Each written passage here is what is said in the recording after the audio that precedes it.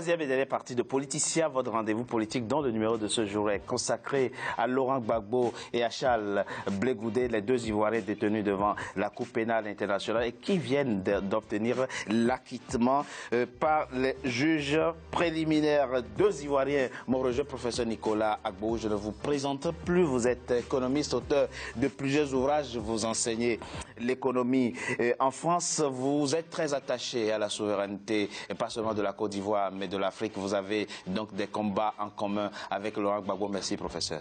Merci d'avoir accepté notre invitation. Jean-André Aïpo, membre de la société civile, merci à vous également d'avoir accepté notre invitation. Lorsque je vous invitais à participer à cette émission, vous indiquiez qu'un deuxième Mandela venait de voir le jour et vous êtes allé plus loin.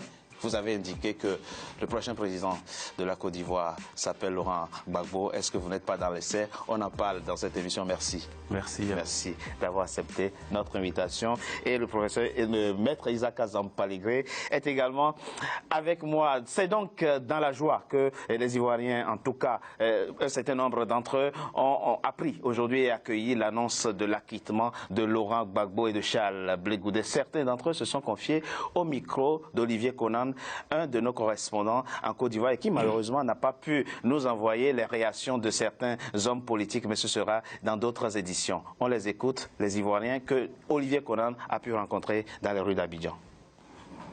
Oui, Gbagbo est libéré là, n'est-ce pas? Voilà. La vérité triomphe toujours du mensonge. Vous comprenez, monsieur? Voilà, ce que je pouvais dire. Réconciliation grâce à Gbagbo, c'est pour lui, ce pays, il va revenir, la paix va revenir, la paix va revenir. Et nous qui souffrons, le son du marché qui est vide, ça va être rappelé. Il vient moi et attend mon papa Laurent Gbagbo. Le retour de Laurent Gbagbo en Côte d'Ivoire. J'attends papa Gbagbo, je t'attends. Tu as un esprit, tu es en nous. Je voulais rendre grâce à Dieu pour la libération de mon président, pour le digne fils de la Côte d'Ivoire. Il a prouvé par A plus B qu'il n'est pas un sanguinaire. Il aime son peuple. C'est un acte point de réconciliation qui vient poser. Laurent Gbagbo libéré, Blé Goudé libéré, il rend vraiment la réconciliation posée. Je remercie tous les acteurs de ça, surtout le président de la République, et je remercie tout le monde. Je suis natif du Nord. La vérité a parlé. Laurent Gbagbo est libre. Il n'a rien fait de mauvais pour se retrouver en prison. Dieu a fait qu'il est libre. Dieu a toujours donné la vérité à celui qui doit avoir la vérité. Merci pour la victoire de Gbagbo. C'est vraiment quelque chose d'inexplicable. C'est vraiment agréable à voir. On aime le Gbagbo! On aime le Gbagbo! Nous sommes prêts pour la libération de Gbagbo! Gbagbo est libéré! La Côte d'Ivoire est libérée! Toute l'Afrique est libérée! Alors, Gbagbo est libéré, c'est encore trop tôt de le dire. Professeur Nicolas Agbo, une intervenante de l'élément qui vient de passer, dit voilà, c'est l'homme qui manquait pour la réconciliation en Côte d'Ivoire. C'est votre avis, professeur? Bien, merci. Il faut le dire tout de suite. Gbagbo est le sacrifice lui-même. Il n'est pas seulement sacrifié, mais il est le sacrifice lui-même. Il a démontré à la face du monde comment quelqu'un, on vous bombarde. On lui montre même les chemins pour fuir. Et Gbagbo a dit, jamais dans l'histoire, on ne pourra écrire que voilà un chef d'État ivoirien qui était en train de fuir et on l'a tué. Jamais. C'est ici même qu'ils vont me tuer si effectivement ils en ont les moyens. Il a été bombardé pendant plusieurs jours. Et Gbagbo a eu plusieurs possibilités pour partir. Mais il aime tellement son pays, il aime tellement l'Afrique qu'il pense que il faut payer le prix du sacrifice. Il y a des gens qui sont nés pendant l'esclavage, pendant 500 ans, ça a duré. Il y a beaucoup d'Africains qui se trompent, ils pensent qu'ils n'ont plus de combat de libération nationale à mener. Erreur monumentale. Que tout est gagné. Erreur monumentale. Pensez-vous, professeur? Et aujourd'hui, à travers le cas Gbagbo, l'ennemi sempiternel en l'espace, la France et ses alliés comme les États-Unis, notamment la France, a démontré à travers ce cas-là qu'il y a un combat à mener. Donc, La France n'a jamais véritablement décolonisé. Ce que vous retenez de l'homme, c'est le courage, la bravoure de l'homme. Vous le dites, il a fait face avec courage et bravoure au bombardement. La suite, on la connaît. Professeur, pour revenir véritablement à la question, vous lui voyez un avenir politique en Côte d'Ivoire, y compris un rôle dans la réconciliation des Ivoiriens entre eux? Pour être logique, s'il vous plaît, dans tous les pays du monde, il y a ce qu'on appelle le Conseil constitutionnel qui déclare un candidat comme élu président de la République. Jusqu'à preuve du contraire, la Côte d'Ivoire de Gbagbo a reconnu en la personne de Gbagbo comme le président démocratiquement élu. Et il a été intronisé. Mais professeur, c'est Gbagbo lui-même qui avait accepté le principe de la certification par l'ONU.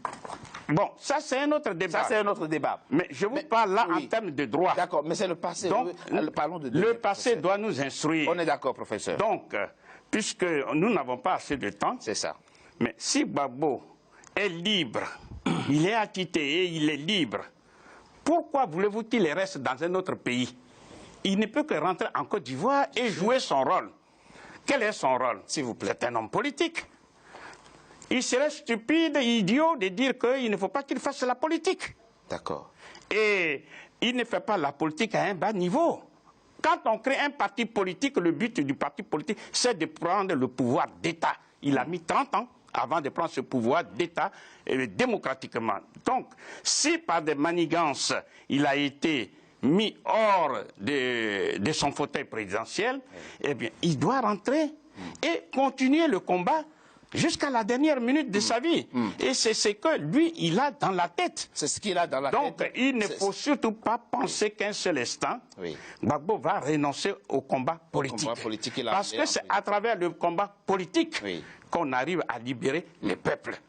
Aujourd'hui, vous le voyez, cette liesse populaire. Aujourd'hui, la Côte d'Ivoire n'est pas unie. La Côte d'Ivoire sera unie à partir du moment où Gbagbo va rentrer en Côte d'Ivoire et on va lui permettre de jouer pleinement son rôle. Merci. Tel que je connais l'homme, il n'est pas là pour une quelconque vengeance. Parce que malheureusement, les Africains ne comprennent pas toujours l'enjeu, non, le jeu de l'ennemi commun. C'est-à-dire mettre les Africains contre les Africains. C'est ce qu'on appelle la politique du troisième homme. Et nous devons comprendre, parce qu'on l'a vu le cas de Gbagbo, tous les pays du monde, qui se dit démocratique, aucun n'est intervenu pour dire que voilà un pays qui a son problème interne, pourquoi la France vient le bombarder? Ils ont été tous unis. Et en face, les Africains qui devraient être unis. Vrai. Pour dire que voilà un des nôtres qu'on arrive à tuer, ils ont été, en tout cas, ils se sont mis hors jeu. Cette émission, et ça, nous ne pouvons plus jamais l'accepter. Et c'est ce que les Africains doivent comprendre. Il y a beaucoup de leçons à tirer et je crois qu'il faudra une autre émission pour qu'on puisse tirer toutes les leçons possibles de ce cas de la Côte d'Ivoire à travers le problème de Gbagbo. Merci professeur, cette émission n'est qu'une d'une série d'émissions que nous ferons sur cette actualité. André et Aïpo, alors effectivement je rappelle que depuis la mort d'Aboudraman Sangaré qui assurait la présidence du FPI, Laurent Gbagbo a décidé lui-même depuis sa prison d'assurer la présidence du FPI et ça suffit pour que vous prophétisiez qu'en 2020, le président ivoirien qui sera élu s'appelle Laurent Gbagbo. Je vous remercie de me donner la parole. Je ne prophétise pas en réalité. Je tiens compte de la réalité du terrain. Ceux qui l'ont envoyé à la CPI l'ont rendu encore plus fort, plus puissant qu'il n'était quand il était au pouvoir. Vous savez, nous qui croyons en Dieu, nous pensons que Dieu ne fait rien au hasard. Gbagbo aurait gagné en 2010, qui serait parti en 2015. 98% des Africains ne l'auraient même pas connu aujourd'hui. Mais Dieu avait un autre plan pour lui. Donc, ce qui se passe, c'était sa traversée du désert pour que Dieu lui montre que c'est lui qui commande. Vous êtes plus dans la dimension spirituelle. Hein? Vous êtes plus dans la dimension spirituelle et votre propos se comprend tout à fait. Maître, avant de revenir à vous, Maître Issa Kazampaligé, le professeur Nicolas Gbagbo effectivement indiqué tout à l'heure que nous avons affaire là à un homme brave, à un homme courageux qui a fait face avec courage aux péripéties politiques qu'a connu son pays. À quoi peut-on s'attendre à son retour éventuel? Nous sommes dans une hypothèse, à son retour éventuel en Côte d'Ivoire. Que l'homme transcende le sentiment de vengeance et tende la main à tout le monde pour unifier et réconcilier ses compatriotes. C'est cela ce qu'il fera? Alors, il a consacré toute sa vie à la Côte d'Ivoire, son pays, et à l'Afrique entière, en tant que nationaliste. Nous n'oublions jamais. Il a une grande résilience et c'est un homme de foi aussi. Vous savez, encore une fois, quand on parle de foi, c'est la foi qui peut permettre de faire ça. On ne peut pas s'attendre à diriger tout un peuple quand on n'a pas de foi. C'est très très difficile. Donc je m'attends à ce que la réconciliation qui est en panne, parce qu'ailleurs ou à Abidjan, jusqu'à une période récente, les gens s'exprimaient en pro-Gbagbo et en pro-Ouattara. Alors, c'est l'occasion pour que toutes les filles et les fils de ce pays, parce que maintenant, il y a une valeur sûre. Nous savons que M. Gbagbo existe. C'est un africaniste et c'est un Ivoirien.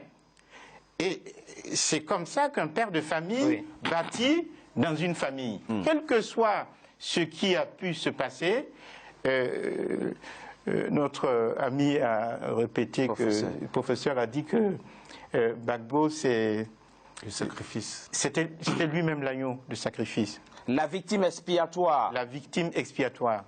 Nous avons vu au début, rappelez-vous, il était question mais quand même, d'un litige. Faisons quand même attention. Il y avait, une fois, je le rappelle, il y avait juste un litige électoral. Mais ce litige a fait 3000 morts. Oui, mais pour lequel M. Gbagbo avait demandé un recomptage des voix sous le contrôle de la communauté internationale.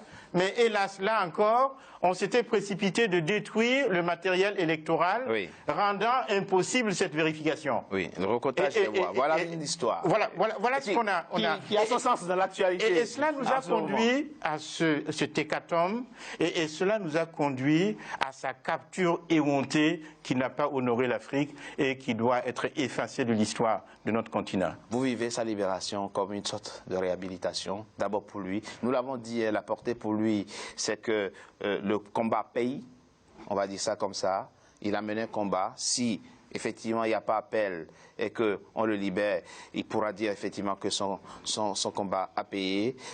La portée pour la CPI, nous l'avons dit, la CPI retrouve une forme de crédibilité, disent les analystes et les spécialistes, en tout cas aux yeux des Africains. Et puis sa portée pour la Côte d'Ivoire, comme vous le dites, effectivement il pourra continuer et en tout cas contribuer à réconcilier les Ivoiriens. Moi, je vis sa future libération comme une réhabilitation des valeurs. Parce que dans la vie, il faut avoir des valeurs et des principes. Et donc, ce qui lui est arrivé a détruit émotionnellement, psychologiquement, une bonne partie de la force productive de la Côte d'Ivoire. Et ça vous a fracturé, hein? Ça a fracturé.